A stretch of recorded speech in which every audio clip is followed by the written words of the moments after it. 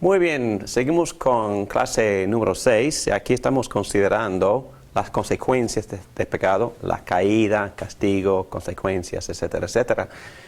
Y bueno, también de vez en cuando tocamos los beneficios de la redención, porque constantemente en nuestras vidas cotidianas como cristianos, Dios nos está reparando, nos está restaurando por medio de la gran redención que Él logró en Cristo, en su muerte por nuestros pecados en la cruz, para que nos pudiera perdonar. Pero más allá de eso, por unirnos a Cristo, recibimos el mismo poder que resucitó a Cristo de la muerte, para que empecemos a superar nuestra propia naturaleza pecaminosa, la cual vamos a estudiar ahora mismo. Pero es esencial que entendamos quién es nuestro enemigo. Y el enemigo es la naturaleza pecaminosa. Satanás también nos tienta, pero el problema más grande que tenemos es el remanente del pecado que queda en nuestra naturaleza, como seres humanos caídos en pecado y contaminados por él mismo. Muy bien, aquí estamos en la página 51, en la guía, letra D, que dice el resultado del pecado. También dando referencia a la Confesión de Fe Westminster en el capítulo 2, dice así: por este pecado, hablando del pecado de Adán y Eva, cayeron de su rectitud original y perdieron la comunión con Dios. Y por tanto quedaron muertos en pecado y totalmente corrompidos en todas las facultades y partes del alma y del cuerpo. Bueno, vamos a profundizarnos en este concepto, pero en general se puede dividir la consecuencia de la caída en nuestra vida como en dos áreas. Primero, si perdimos la comunión con Dios es porque tenemos culpa. Heredamos la culpa. Somos culpables, desobedientes y culpables, y heredamos la culpa de nuestra cabeza, Adán, y por eso perdimos la comunión con Dios. Y para ser restaurados a esa comunión, lo necesario es que alguien obedezca donde nosotros desobedecimos.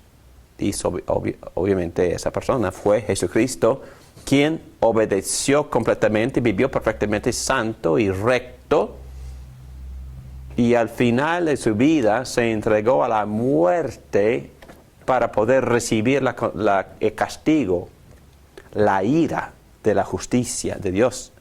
Y por eso, para dirigirse a nuestra culpa, Dios toma la justicia de Cristo y la vida de Cristo y nos imputa la misma justicia de Cristo, y por esta expresión del apóstol Pablo en Romanos y Gálatas nos justifica, es decir, nos declara justos en vez de culpables, y nos transfiere o nos imputa la misma justicia de Jesucristo. Pero hay que entender que lo que heredamos es la culpa, pero también somos culpables porque seguimos pecando, y la redención de Cristo, por todo lo que Cristo logró, Dios nos justifica basado en la obra redentora de Cristo. Pero pedimos mucho más, porque aquí dice totalmente corrompidos. Es decir, perdimos también la habilidad de agradar a Dios, porque somos pecadores y pecamos porque somos pecadores, no al revés. No somos pecadores porque pecamos, pecamos porque es nuestra naturaleza. Entonces vamos a, dos cosas: culpa, remedio, justificación por fe. Segunda cosa, corrompidos remedio, el poder de la resurrección de Cristo recibido por unión con Cristo mismo en su vida, muerte, entierro y resurrección. Recibimos el mismo poder que resucitó a Cristo de la muerte. Entonces, número 1, se perdió la rectitud original, o es decir, la justicia. Hemos ya hablado de esto. No perdimos por completo la imagen, pero fue sumamente dañada, distorsionada, que este teólogo puede decir que perdimos la rectitud o la justicia original. Eclesiastés 7:29. Tan solo he hallado lo siguiente, que Dios hizo perfecto al género humano, pero se ha buscado demasiadas complicaciones, y es cierto. También se perdió la comunión con Dios, ya hemos dicho eso. Génesis 3, 23, 24. Entonces Dios, el Señor, expulsó el ser humano del jardín del Edén para que trabajara la tierra de la cual había sido hecho. Luego de expulsarlo, puso al oriente del jardín del Edén a los querubines, ángeles, y una espada ardiente que se movía por todos lados para custodiar el camino que lleva al árbol de la vida. Ya hemos hablado de esto, pero entendemos que ya no podemos volver al paraíso porque hasta la misma tierra fue contaminada. Y no importa si existe ya o no físicamente ese árbol, lo que no existe es un paraíso aquí en la tierra. Y no se puede volver al jardín de Edén, un paraíso, porque pecamos, es la idea. Entonces estoy interpretando todo eso de forma muy metafórica. Pues, existió, pero también el árbol fue un árbol verdadero, y Dios no quisiera que nosotros comiéramos de ese árbol para que no permaneciéramos en esa condición, ¿verdad? Separados y contaminados para siempre. Pero hay que entender ahora que se puede apropiadamente interpretar todo esto metafóricamente, a pesar de que no existe ese árbol exacto, pero la idea sigue. No se puede volver al jardín, no se puede volver al paraíso, y tampoco no se puede volver a la comunión con Dios, ni se puede volver a la vida sin que Dios haga algo. Y Dios ya hizo algo, mucho. Y en Génesis 3 también hay otros símbolos proféticos, metafóricos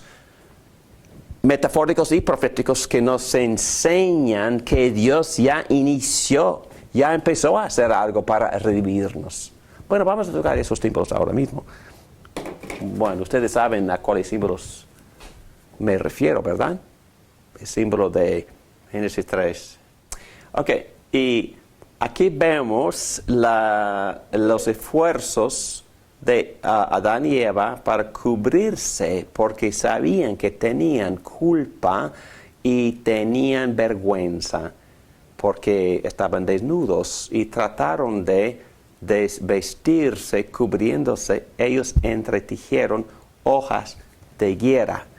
Entonces, metafóricamente hablando, estaban tratando de cubrir su vergüenza y culpa. ¿Ok? ¿Con qué? Con hojas de higuera. En ningún sentido son adecuadas estas hojas. Y por eso, ¿qué hace Dios? Bueno, el hombre llamó a Eva, a su mujer, porque ella sería la madre de todo ser viviente. Dios, el Señor, hizo ropa de pieles para el hombre y su mujer, y los vistió. El ser humano ha llegado a ser como uno de nosotros, pues tiene conocimiento del bien y del mal. Bueno, aquí vemos lo que se llama pistas, ¿verdad? Sugerencias. El hombre quiere cubrirse siempre. El hombre quiere justificarse siempre. El hombre quiere buscar hojas de higuera, y con estas hojas de higuera suponer que se haya cubierto, o es decir, con nuestras buenas obras, con nuestras intenciones religiosas, tratamos de cubrirnos, convenciéndonos a nosotros mismos de que Dios en este momento nos está viendo como si fuéramos justos. Eso es muy obvio para mí. Hace 12, quizás un mes, hice una pregunta sencilla, porque estamos recién llegados todavía a nuestro vecindario, tratando de conocer a nuestros vecinos y, por supuesto, al darse cuenta de que soy pastor, entonces mis vecinos empiezan a fingir muchas cosas. Y entonces solo le hice la pregunta a una pareja. Entonces, ¿ustedes van a una iglesia? Y de inmediato la señora empezó a darme un listazo de sus buenas obras y de qué tan buena era ella en toda su religiosidad, en su bondad y generosidad. Bueno, yo no conozco muy bien a esta pareja, pero yo sé que no adoran a Dios en ningún sentido, no van a ninguna iglesia, bueno, y sé un poco de su estilo de vida. Entonces, la idea falsa es que todo el mundo, y el cristiano también, si no medita constantemente en la justificación de Jesucristo, trata de justificarse, trata de cubrirse con hojas de higuera. Y qué tontería, porque no nos cubren. Y entonces, ¿qué hace Dios? Bueno, Dios también nos da una metáfora, un símbolo, una profecía. El Señor hizo ropa de pieles. Y para poder hacer ropa de pieles, ¿qué tiene que suceder primero? Matar un animal, y el animal sangraba. Entonces, para poder cubrirnos, en primer lugar, nosotros somos incapaces. En segundo lugar, Dios lo hace, Dios toma la iniciativa. Y en tercer lugar, requiere el derramar de sangre. Y solo Dios tiene la capacidad, la habilidad. Solo Dios es calificado para cubrirnos. Y Dios cubrió a Adán y Eva. Pero volviendo al punto principal acá, Adán y Eva perdieron la comunión con Dios. Y fueron expulsados del jardín, y eso simbólicamente, metafóricamente, espiritualmente está diciendo algo con voz alta: perdieron la comunión con Dios, fueron expulsados del paraíso. Entonces también experimentaron la muerte, porque aquí la promesa o la advertencia fue: ¿qué pasaría? Creo que tenemos que volver a capítulo 2, ¿verdad? Léelo, por favor, 2:15. ¿Podría leer, por favor? Génesis 2:15. Dios el Señor tomó al hombre y lo puso en el jardín del Edén para que lo cultivara y lo cuidara. Y le dio este mandato: puedes comer de todos los árboles del jardín, pero del árbol del conocimiento del bien y del mal no deberás comer. El día que de él comas, ciertamente morirás. Ok, entonces al momento de comer, ¿se murieron? Y él estaba, el hombre en ese momento estaba solo, no estaba Eva todavía. No está, entonces. No había sido creada. ¿Qué nos dice eso? Entonces que él es o era la cabeza responsable, la cabeza del pacto. ¿Ok? Y entonces, es una pregunta retórica. ¿Se murió cuando comió? Espiritualmente. Sí, él se murió. Espiritual. Y yo hago referencia al gran teólogo y evangelista, filósofo Francis Schaeffer, que escribió un libro que se llama Génesis en tiempo y espacio. Y él habla de este capítulo en términos de separaciones. Y él habla de la muerte, definiendo la muerte como una serie de separaciones. Y obviamente el hombre fue separado de Dios, ¿verdad? De Dios mismo. Entonces perdió comunión con Dios. Entonces la primera separación era entre Dios y el hombre. Y vamos a tocar esa separación, pero habían muchas más. Primero, él menciona la separación del hombre consigo mismo, y él cita, por ejemplo, versículo 10 de capítulo 3, donde dice: el hombre contestó: escuché que andabas por el jardín y tuve miedo, porque estoy desnudo, por eso me escondí. Entonces, ¿cuáles eran las emociones o los complejos negativos que tenía Adán en ese momento? Vergüenza, culpa y culpa. ¿Y qué más dice con claridad? Miedo. Miedo. Tuve miedo porque estoy desnudo. Entonces tenía vergüenza, culpa y miedo. ¿Ok? Miedo de Dios, de su creador. De Dios y su creador. Pero también creo que estas negatividades, culpa y vergüenza, tiene que ver con su actitud hacia sí mismo, ¿verdad? Entonces, muchos psicólogos hablan de no voy a usar las palabras psicológicas, pero hablan de un ego alado.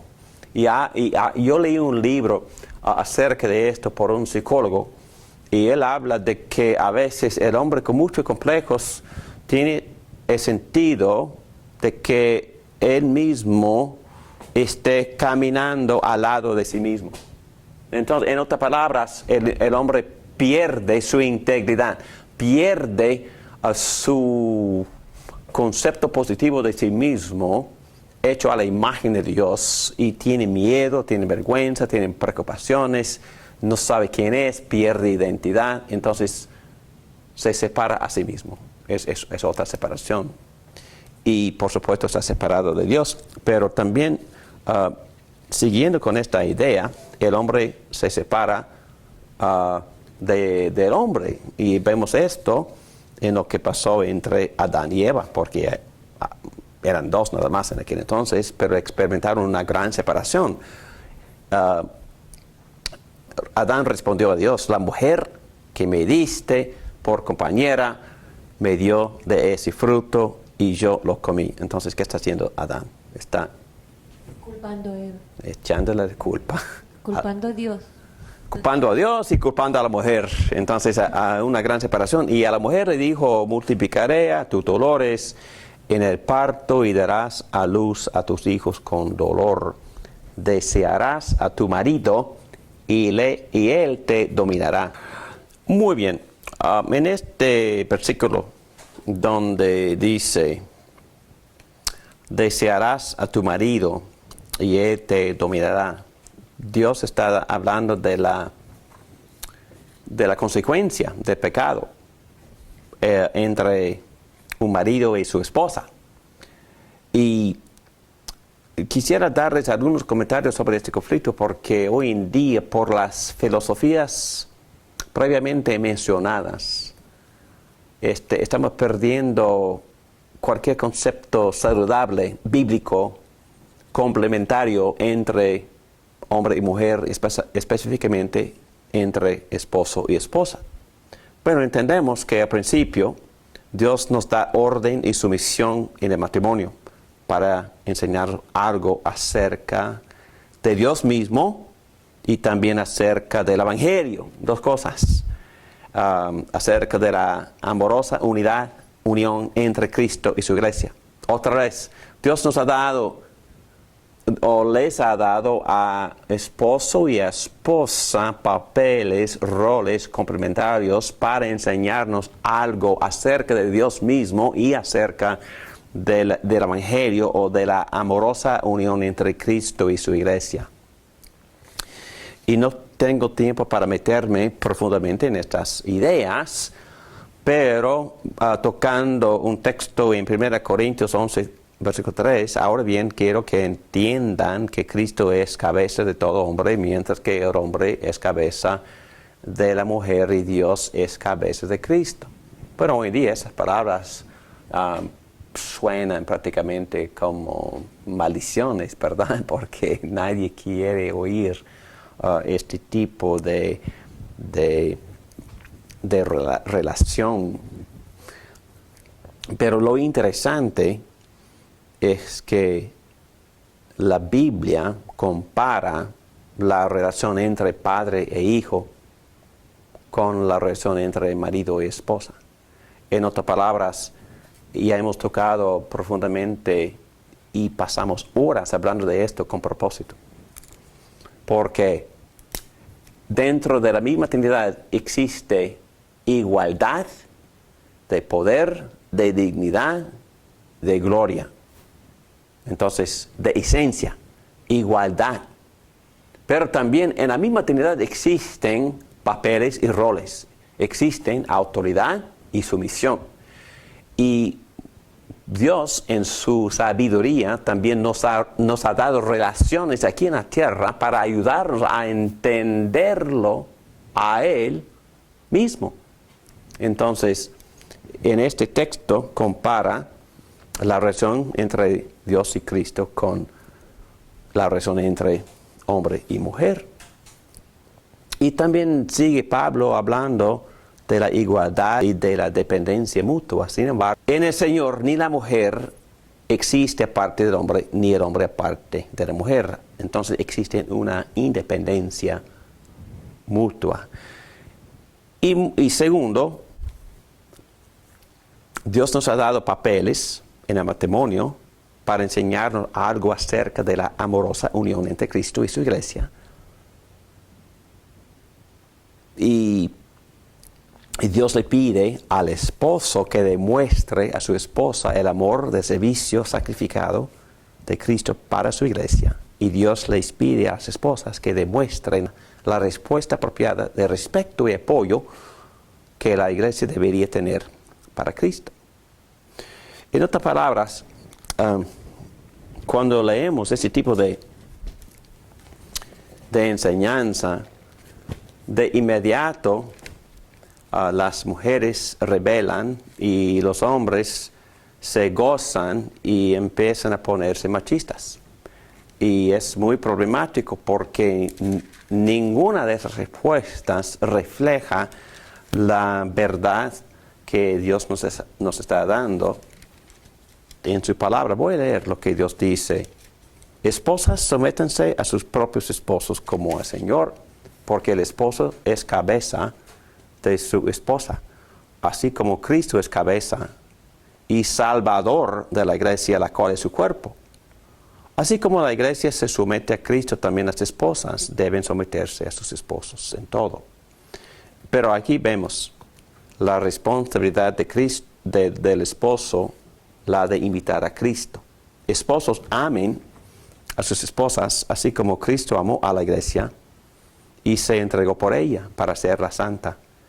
Él la purificó lavándola con agua mediante la palabra para presentársela a sí mismo como una iglesia radiante, sin mancha, ni arruga, ni ninguna otra imperfección, sino santa e intachable. Así como el esposo debe amar a su esposa como a su propio cuerpo, el que ama a su esposa se ama a sí mismo. Entonces, no se ve nada del machismo ahí, solo lo que Dios requiere del esposo es amar a su esposa, proveerle para su esposa, sacrificarse para servirle a su esposa.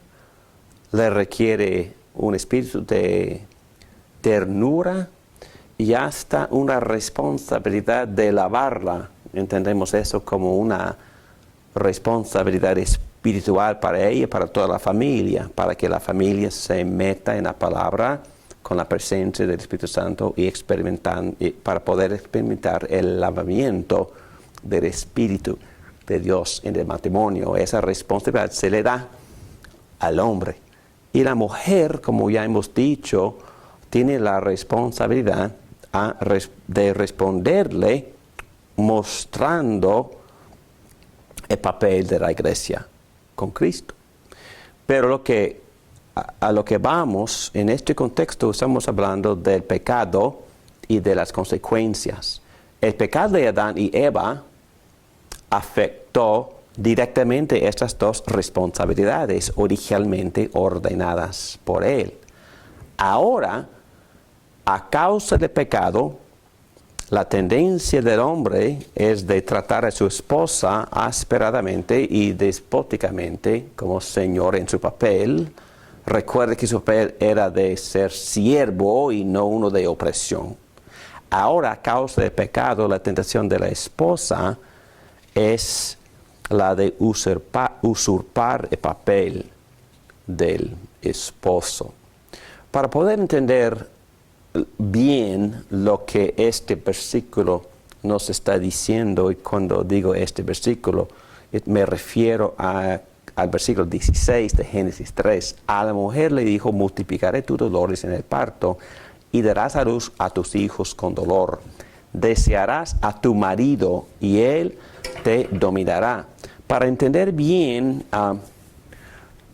el significado de esa última parte, desearás a tu marido y él te dominará, tenemos que ir a capítulo 4 de Génesis.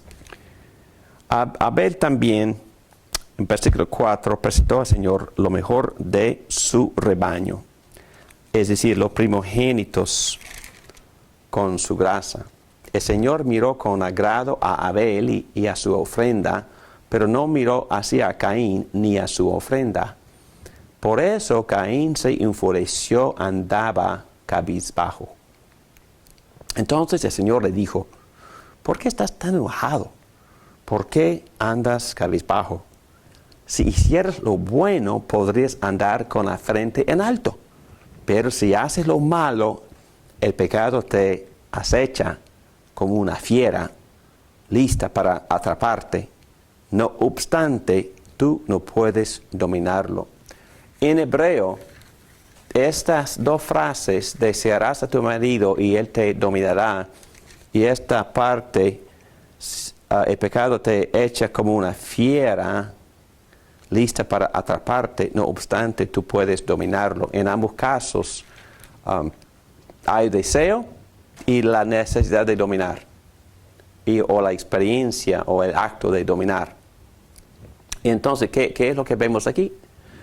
Vemos que en el versículo 7 de capítulo 4, Dios está diciéndole a Abel: tú tienes cierto deseo. Y el deseo aquí es un deseo malo. Es un deseo de derrotar, de subjugar, de explotar. Y también Dios está diciendo: tú a la mujer desearás a tu marido, pero tampoco es un deseo agradable, es un deseo para dominar, hasta usurpar, explotar, quizás hasta reemplazarse o ponerse en el lugar, tomar el papel de su marido. Y él te dominará, y eso tampoco es un término muy agradable, porque los dos tienen la misma tendencia.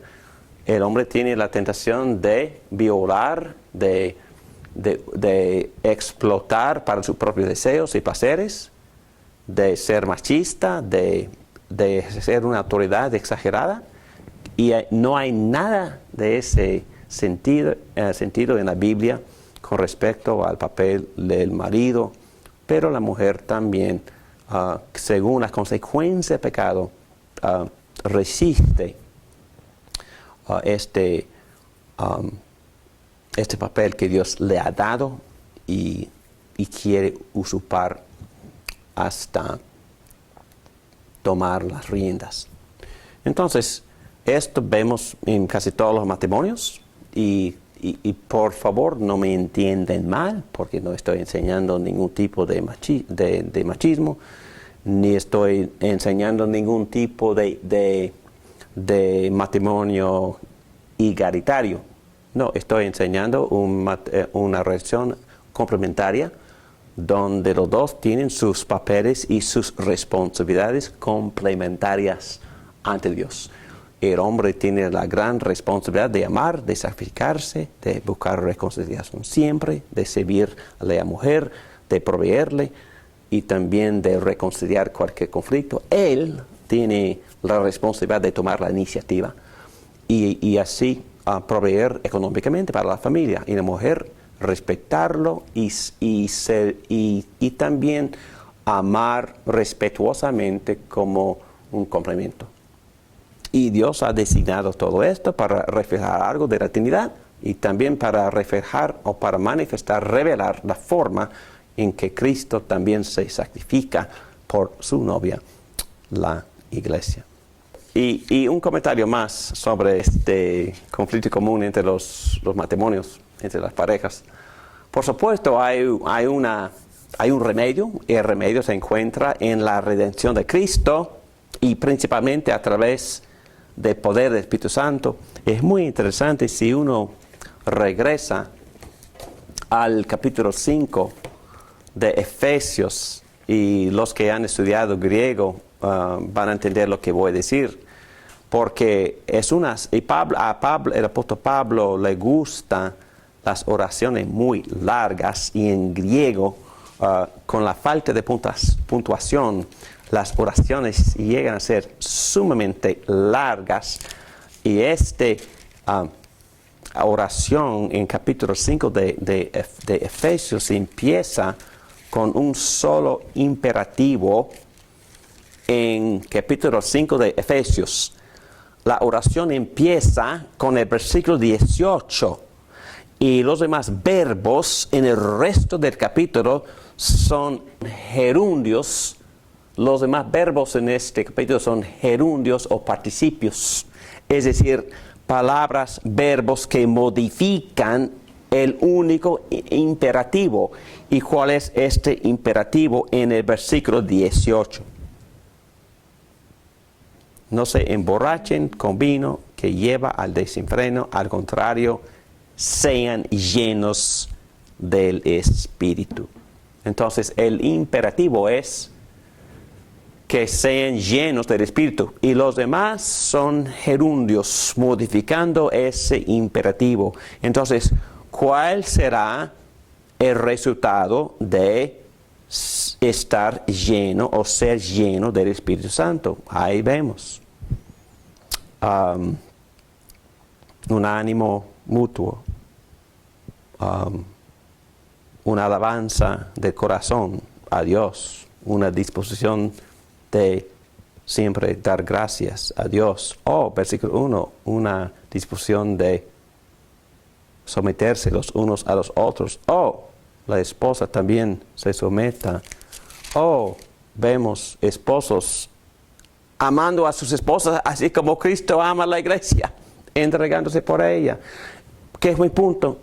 Mi punto es que el remedio es la redención de Cristo. El remedio es estar llenos con el Espíritu Santo para que el esposo pueda amar así como Cristo ama, y para que la esposa puede complementarlo así como la iglesia sirve a Cristo mismo. Entonces, ninguno de estos papeles se puede lograr a cabo. O sea, ninguno de esos papeles se puede llegar a cabo sin un poder sobrenatural del Espíritu Santo. Muy bien, rápidamente una separación más, el hombre con la naturaleza, y quizás no tengo que ni dar evidencia de esto. Al hombre le dijo en Génesis 3:17, por cuanto le hiciste caso a tu mujer y comiste del árbol del que te prohibí comer, maldita será la tierra por tu culpa. Con penosos trabajos comerás de ella todos los días de tu vida. La tierra te producirá cardos y espinos, y comerás hierbas silvestres. Te ganarás pan con el sudor de tu frente, hasta que vuelvas a la misma tierra de la cual fuiste sacado, porque polvo eres y al polvo volverás. En otras palabras, estamos en conflicto con la misma naturaleza, porque la misma naturaleza experimentó la consecuencia del pecado. Fue maldita porque su administrador ya no administra bien, pero es que lo que el hombre como cabeza hizo tiene efecto en toda la tierra.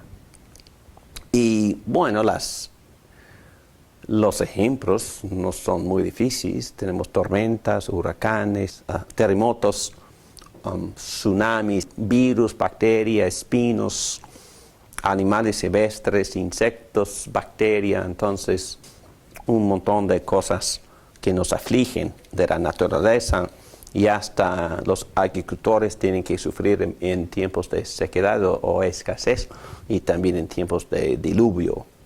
Entonces no hay cuestión de que el hombre está separado y tiene que ejercer su responsabilidad como mayordomo sobre la tierra para que sea fructífera, sudando con ese sudor de frente, como dice ese texto. Muy bien. Ya hemos tocado que el hombre queda separado de Dios, pero también el alma del cuerpo es que eso no necesita ninguna explicación, porque entendemos que una aberración es que el alma se separa del cuerpo cuando el ser humano muere. Entonces todas estas separaciones son consecuencias del pecado de Adán y Eva. Pero también número 4 habla de la depravación total, y terminamos con este punto para hoy. Pero más adelante voy a dar una buena definición de esto. Pero aquí vemos muchos textos que hablan de nuestro problema en nuestra naturaleza como consecuencia del pecado. Recibimos la contaminación de la naturaleza de nuestros padres, primero con Adán y Eva, como herencia. Al ver el Señor que la maldad del ser humano en la tierra era muy grande y que todos sus pensamientos tendían siempre hacia el mal. Fuerte observación de parte de Dios. Lo mismo en Génesis 8:21. Cuando el Señor percibió el grato aroma, se dijo a sí mismo: aunque las intenciones del ser humano son perversas desde su juventud. Observación general. Nunca más volveré a maldecir a la tierra por culpa suya. Jeremías 17. Nada hay tan engañoso como el corazón. No tiene remedio. ¿Quién puede comprenderlo? Nosotros nos mentimos constantemente a nosotros mismos y creemos nuestras mentiras, y por esto justificamos un montón de pecados. Salmo 14:3. Pero todos se han descarriado, a una se han corrompido. No hay nadie que haga lo bueno, no hay uno solo. Bueno, muchos textos más. Y en Efesios 2, en página 54, en otro tiempo ustedes estaban muertos en sus transgresiones y pecados. Creo que es suficiente leer eso. Y Pablo en Romanos 3 también dice exactamente lo que este salmista dijo en Salmo 14 acerca de nuestra naturaleza. Bueno, voy a leer los comentarios de Dr. Williamson, que escribió un comentario sobre la Confesión de Fe de Westminster y sobre la naturaleza pecaminosa del hombre. Él nos presenta estas palabras. Llamamos esta condición diabólica del corazón del hombre la depravación total. Decimos que como consecuencia de lo que Adán, un verdadero hombre, el primer hombre, hizo, en un lugar verdadero y en un tiempo verdadero, todos los hombres son, por naturaleza, totalmente corrompidos en todas las facultades y partes del alma y del cuerpo. Esto quiere decir que no es que el hombre caído sea estúpido o de bajo cociente intelectual, y por decir eso que Adán fue brillante antes de la caída, y tampoco quiere decir que Adán tenía una naturaleza como la nuestra, pero con poderes adicionales más allá del poder de la razón, las emociones y la voluntad. Y tampoco quiere decir que por la caída las facultades de la naturaleza humana fueron destruidas metafísicamente o dejaron de existir. Lo que queremos decir es que la totalidad de la naturaleza humana fue pervertida éticamente hasta tal punto que llegó a ser totalmente contraria a Dios. De esta manera, toda parte de lo que constituye la naturaleza creada del hombre fue contaminada y corrompida. Por lo tanto, cuando hablamos de la depravación total, no quiere decir que el grado de la pecaminosidad en la naturaleza del hombre es tanto que nada humana permanece y que ha llegado a ser un demonio puro y ya no es hombre.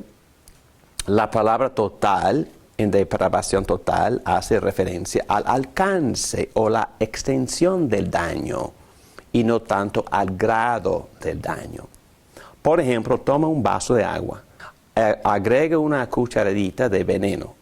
Todo vaso de agua está contaminado, pero podría contaminarse aún más al agregar otra cucharadita de veneno y luego otra y otra. Sin embargo, basta una cucharadita para contaminar todo el vaso de agua. Así es con los efectos del primer pecado de Adán. Ha contaminado la totalidad de la naturaleza humana.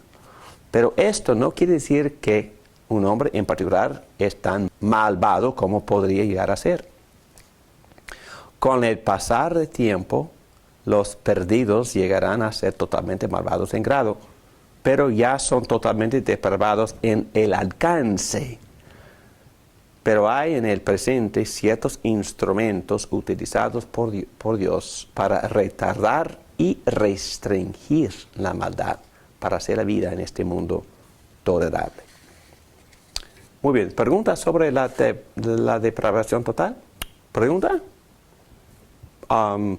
Entonces, el punto principal es que el pecado nos ha afectado en todas las facultades nuestras.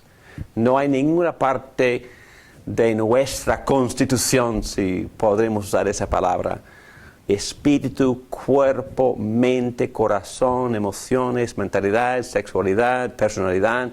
No hay ninguna parte de la totalidad de mi constitución que no sea afectado por el pecado. La depravación total hace referencia al alcance. Es decir, el pecado me ha afectado en todo mi ser. No es decir que en este momento estoy tan malo como pudiera ser. Yo pudiera ser mucho más malo. Yo tengo el potencial de ser un Hitler. Pero gracias a Dios, Dios ha puesto restricciones y cosas que nos restringen a nuestro alrededor. Y vamos a tocar ese tema más adelante. La familia, el matrimonio, amigos, las leyes, el gobierno, la policía. Hay muchas cosas que nos restringen. También el deseo de tener una buena reputación y muchas cosas más. La ley en sí nos restringe en un sentido. Entonces, por supuesto, cuando una iglesia cristiana tiene restringimientos mucho más fuertes por medio del Espíritu Santo, la comunión cristiana, etcétera, etcétera, la disciplina de la iglesia. Pero estamos aquí, vamos a terminar aquí con este punto, que la depravación total quiere decir que, y vamos a exponer esto en otra clase, que no puedo hacer nada para agradarle a mi Dios siendo en estas condiciones de caída en pecado, contaminado. Pero gracias a Dios hay remedio en Cristo y vamos a tocar ese tema en las clases que vienen. Oremos. Gracias, Padre. Gracias por estas enseñanzas. Gracias que tu palabra habla con claridad de nuestra condición y entendemos que te necesitamos de ti, Jesucristo.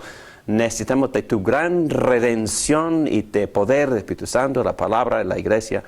Te necesitamos mucho, dependemos de ti para poder empezar a agradarte por medio del Espíritu Santo y únicamente para honra y gloria tuya. En el nombre de Cristo te lo pedimos esto. Amén.